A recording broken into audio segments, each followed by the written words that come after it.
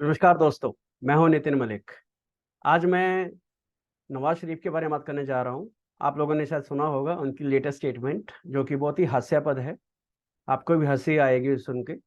नवाज शरीफ क्या बोलते हैं लंदन में बैठ के कि अगर मैं पाकिस्तान का प्रधानमंत्री होता तो आज G20 पाकिस्तान में हो रहा होता। इससे बड़ा जोक पाकिस्तान के साथ कोई नहीं कर सकता है, खासकर उनका खुद का पुराना लीडर, जो शायद अब नया लीडर बनने वाला है जल्दी ही। तो दोस्तों, ये कितनी हास्यास्पद बात है। इसमें दो तीन चीजें डिस्कस करने लायक है। पहली बात तो G20 का मेंबर ही नहीं है पाकिस्तान। तो जो मेंबर ही नहीं है वो G20 को होस्ट कैसे करेगा। और ये एक आउटलुक भी दिखाता है कि पाकिस्तान के लीडर पाकिस्तान के लोगों को हमेशा से झूठ ही बोलते आए हैं। एंड आई थिंक जैसा राजा वैसी प्रजा, और जैसी प्रजा वैसा राजा। राइट। तो ये सब एक साइकिल का पार्ट है, जिसमें सब एक दूसरे से झूठ बोल रहे हैं, एक दूसरे को सब बाग दिखा रहे हैं। और उसी का नतीजा है कि आज पाकिस्तान इस हालत में है। मुझे नहीं पता कि आपको पता है कि नहीं पता, बट मैं पाकिस्तान की न्यूज़ को काफ़ी क्लोजली फॉलो करता हूँ, पाकिस्तान और चाइना दोनों की न्यूज़ को। तो पाकिस्तान की जो लोकल एयरलाइन है, पाकिस्तान इंटरनेशनल एयरलाइन PIA, जैसे हमारे यहाँ एयर इंडिया होती थी पहले, तो वो टोटल लॉस में है। आज ही उनके 13 में से 5 एयरक्राफ्ट उन्होंने बंद कर दिए हैं, उन्होंने ग्राउंडेड कर दिए हैं। क्यों? उनके पास पैसा नहीं है देने को। उनको क्रेडिटर को फ्यूल, स्पेयर पार्ट्स, जहाँ पे वो अपने एरोप्लेन को लैंड कराते हैं, वहाँ पे उनका टैक्स होता है उनको पार्क करने का। उनके पास वो पैसा नहीं है। और राइट नाउ उनको PIA को अगले 6 महीने चलाने के लिए उनको 77 मिलियन USD चाहिए, $77 मिलियन। और पाकिस्तान की हालत तो आपको पता ही है, एक भिखारी जैसी हालत हो चुकी है, थैंक्स टू देयर आर्मी, जिसको हम टेक्निकली एस्टेब्लिशमेंट बोलते हैं। फिर उनके हुक्मरान, उर्दू का वर्ड है, मीन्स उनके लीडर।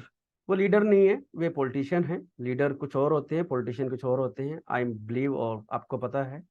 और फिर उनकी जनता भी एक से एक बढ़ के है। वे उनके मुगालते में 76 ईयर से रह रहे हैं, इसलिए आज उनका ये हाल हो गया है। और हैरानी की बात यह है कि वे चाहते थे कि उम्मा उम्मा का मतलब है, पाकिस्तान में उम्मा वर्ड बहुत थ्रोन अराउंड किया जाता है। उम्मा का मतलब है हमारे मुसलमान मुल्क। तो उन्होंने उम्मा को मिला के, जितने मुसलमान मुल्कों को मिला के एक OIC बनाया था।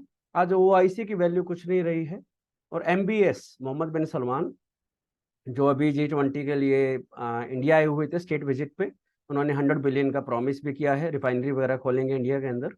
अलग अलग इन्वेस्टमेंट अपॉर्चुनिटी के लिए उन्होंने अहमदाबाद में अपना ऑफिस भी उन्होंने खोल दिया है अभी लास्ट वीक।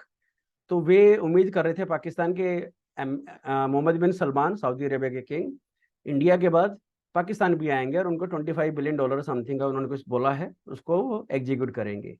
पर MBS यहाँ से सीधा वापस चले गए। असल में मैं ये मानता हूँ ये इंडिया की भी एक जीत है। MBS का वहाँ जाना ना जाना वो बात नहीं कर रहा हूँ मैं। इंडिया ने मोदी जी के अंडर पिछले 9 सालों में मुस्लिम वर्ल्ड को भी जीता है, मुस्लिम वर्ल्ड के क्लोज गए हैं। पुरानी जो सरकारें होती थी कांग्रेस की, और भी जो सरकारें आई हैं, उन्होंने मुस्लिम वर्ल्ड से ज़्यादा वास्ता रखा नहीं है। बट मोदी जी का मंत्र अलग है। एक टिपिकल गुजराती बिजनेसमैन, भैया जहाँ पे बिजनेस है मैं वहाँ पहुँच जाऊँगा।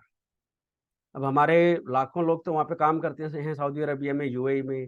तो मोदी जी ने आते ही पूरे मिडिल ईस्ट वर्ल्ड से अपने रिलेशनशिप अच्छे बनाए। और आज कतार को छोड़ के, कतर को छोड़ के बाकी सब ममालिक से, मुस्लिम ममालिक से हमारे बहुत अच्छे संबंध है। और इसका एक डायरेक्ट बेनिफिट ये भी मिला कि पाकिस्तान आइसोलेट हो गया। आपको याद होगा मोदी जी ने कुछ साल पहले खुल के बोला था, कोई साजिश नहीं, खुल के बोला था कि हम पाकिस्तान को आइसोलेट कर देंगे ग्लोबली। और आज वो आइसोलेटेड है। You can see that. आज उसको कुत्ता भी नहीं पूछता। राइट। G20 तो खैर कहाँ से पूछेगा। एक तरफ यहाँ G20 हो रही होती है, दूसरी तरफ वहाँ पे TTP उनके चिल्ला नक्षत्र पे एरिया में अटैक कर रहा होता है पाकिस्तान के अंदर। तो कंट्रास्ट बहुत ही हाई है दोनों कंट्रीज का। 76 ईयर्स का एक साथ की जर्नी है। और एक देश जो हमारा देश जो डेमोक्रेसी सेकुलरिज्म के बेस पे बना था, आज वो कहाँ जा रहा है, ट्राजेक्टरी बहुत अलग है। और दूसरी तरफ जो पाकिस्तान है, जो कि टू नेशन थ्योरी के बेस पे बना था, जो कि धर्म के नाम पे बना था, और धर्म के नाम पे बने हुए कंट्री का यही हाल होता है। ये केस स्टडी है, Pakistan should be case study for all other countries कि क्या नहीं करना चाहिए।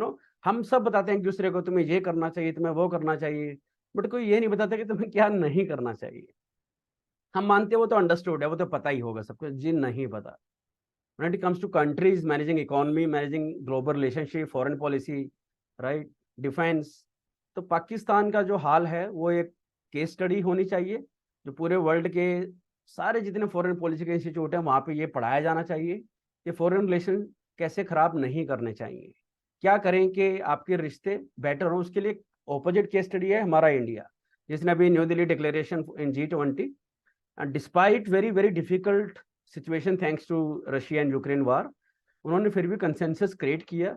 और G20 के फर्स्ट डे में ही सुबह 10:30 पे ही मोदी जी ने अनाउंस किया कि हमारा कंसेंसस मिल गया है, right. So this is called the successful diplomacy, और इसके लिए मोदी जी और उनकी पूरी टीम को मैं बहुत बहुत बधाई देता हूँ। इंडिया के लिए एक प्राउड मोमेंट है, राइट। और उधर से पाकिस्तान, उसके बारे में तो जितना कम बोले उतना अच्छा है, राइट। इतनी प्रॉब्लम है, कहाँ से शुरू करें कहाँ ख़त्म करें, तो बोलते ना एक आवे का आवा बिगड़ा हुआ है, इनका वो वाला सीन है। तो अभी उम्मीद करते हैं कि आने वाले दिनों में मोदी जी और नए नए चमत्कार लाएंगे, in the sense progressive miracles, जो अभी पिछले 9 साल में काफ़ी चीज़ें चेंज हुई हैं। मैं मोदी जी का, मैं ये नहीं कहूँगा कि मैं फ़ैन हूँ, बट हाँ, yes, I don't agree with all his decisions, but ये सर्टेन डिसीजन जो कि हमारे इंडिया को आगे लेके जा रहे हैं, प्रोग्रेसिव सोसाइटी बना रहे हैं, इन्वेस्टमेंट लेके आ रहे हैं, फॉरेन पॉलिसी। सी, इंडिया जितना ग्लोबली रिस्पेक्टेड है, इतनी रिस्पेक्ट इंडिया की कभी भी नहीं थी। आप में से एक भी यूजर जो इसको व्यू कर रहा है, आप मुझे बता सकते हैं कि इंडिया की रिस्पेक्ट कम हुई है कि बढ़ी है पिछले कुछ सालों में? आप कमेंट में डालें और वी विल डिस्कस। एंड मैं अगला वीडियो जल्दी बनाने वाला हूँ।